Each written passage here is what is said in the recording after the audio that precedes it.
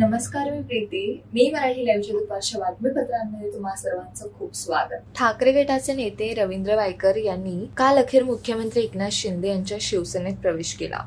मुख्यमंत्री एकनाथ शिंदे यांच्या वर्षा या शासकीय निवासस्थानी रवींद्र वायकर यांचा पक्ष प्रवेशाचा कार्यक्रम पार पडला. आपल्या मतदारसंघातील कामांसाठी आपण सत्ताधारी शिवसेनेत प्रवेश करत असल्याचं रवींद्र वायकर यांनी यावेळी स्पष्ट केलं. यावेळी पत्रकारांनी त्यांना महत्त्वाचा प्रश्न केला. रवींद्र वायकर यांच्या विरोधात गेल्या काही दिवसांपासून कथित जोगेश्वर भूखंड घोटाळा प्रकरणी तपास यंत्रणांचा तपास सुरू होता. वायकर यांची या प्रकरणी अनेकदा चौकशी सुद्धा झाली. त्यामुळे ईडीच्या कारवाईमुळे आपण शिंदे गटात प्रवेश करत आहात का, असा प्रश्न रवींद्र वायकर यांना विचारण्यात आला.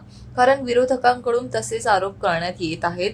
यावर वायकरांनी आपली प्रतिक्रिया सुद्धा दिली आहे. एकीकडे ठाकरे गटातील आमदार रवींद्र वायकर हे शिंदे गटात गेले, तर दुसरीकडे ठाकरेंचेच आमदार भास्कर जाधव यांनी उद्धव ठाकरे यांच्यावर जाहीर नाराजी दर्शवली आहे.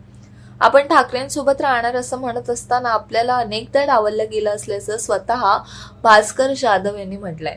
एकाच सभेतून ठाकरेंचे आमदार भास्कर जाधव यांनी पक्षांतर्गत नाराजी बोलून दाखवली. या सभेतून शिंदे भाजपाच्या नेत्यांना त्यांनी उत्तरही दिलं. मात्र या सगळ्याच्या आडून भास्कर जाधव यांनी शक्ती प्रदर्शन केलं असल्याचं बोललं जात आहे. भास्कर जाधव आपल्या भाषणातून म्हणाले, पक्षासाठी आपण सर्व काही केले, पण पक्षाने पदे देताना आपला विचार केला नाही. मी लढलो ते उद्धव ठाकरे यांच्यासाठी, परंतु मला मंत्रीपद मिळाले नाही, गटनेतेपद मिळाले नाही, यापुढेही मिळणार नाही हे माहीत आहे, अशी खंत भास्कर जाधव यांनी बोलून दाखवली आहे. शिवसेना ठाकरे गटाचे आमदार रवींद्र वायकर यांनी मुख्यमंत्री एकनाथ शिंदे यांच्या नेतृत्वातील शिवसेनेत प्रवेश केला. विशेष म्हणजे काल रात्री ज्या रवींद्र वायकरांनी उद्धव ठाकरेंसोबत सभा घेतली, तेच आमदार 24 तासांच्या शिंदेच्या शिवसेनेत गेले आहेत.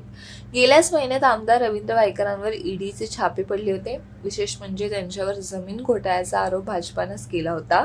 तेच वायकर आता शिंदेच्या शिवसेनेसोबत भाजपाचे सत्तेतील सहकारी असणार आहेत. दरम्यान ठाकरेंचे आमदार रवींद्र वायकरांवर 9 जानेवारीला ईडीचा छापा पडला. तेव्हाच त्यांच्यावर भाजपाकडून शिंदे गटात येण्याचा दबाव असल्याचा आरोप झाला. काल रवींद्र वायकर ठाकरेंसोबत होते.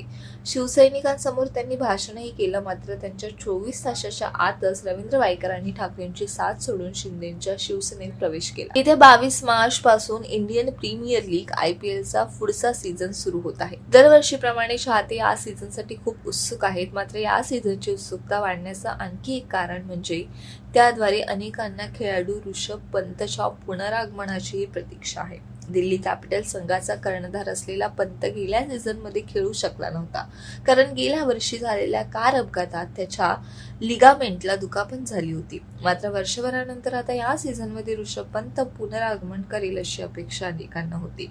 मात्र ऋषभ पंतच्या चाहत्यांना यंदाही धक्का बसणार असल्याचं चित्र दिसत आहे. मीडिया रिपोर्टनुसार ऋषभ पंत याला अद्याप राष्ट्रीय क्रिकेट अकादमीकडून अद्याप फिटनेस सर्टिफिकेट मिळालेलं नाहीये. टीम इंडिया आणि इंग्लंडमधील मालिका सुरू असताना भारतीय क्रिकेट नियामक मंडळाने 2 खेळाडूंवर कारवाई केली. देशांतर्गत क्रिकेट खेळण्याकडे दुर्लक्ष केल्यामुळे वार्षिक करारातून श्रेयस अय्यर आणि ईशान किशनला वगळलं आहे. त्याचवेळी कसोटी क्रिकेट संघात चांगली कामगिरी न केल्यामुळे अय्यरला मुख्य प्रशिक्षक राहुल द्रविड यांनी रणजी सामने खेळून आपला फॉर्म परत मिळवण्यास सांगितलं होतं. परंतु श्रेयस अय्यरांनी जिममध्ये प्रशिक्षण घेणे आणि जाहिरात शूटिंग करण्याचा प्रकार सुरूच केला होता. आता अय्यर रणजी ट्रॉफी चांगली कामगिरी केली नाही. रविवारी वानखेडेवर सुरू झालेल्या मुंबई विरुद्ध विदर्भ सामन्यात श्रेयस अय्यर यांनी पुन्हा निराशा केली.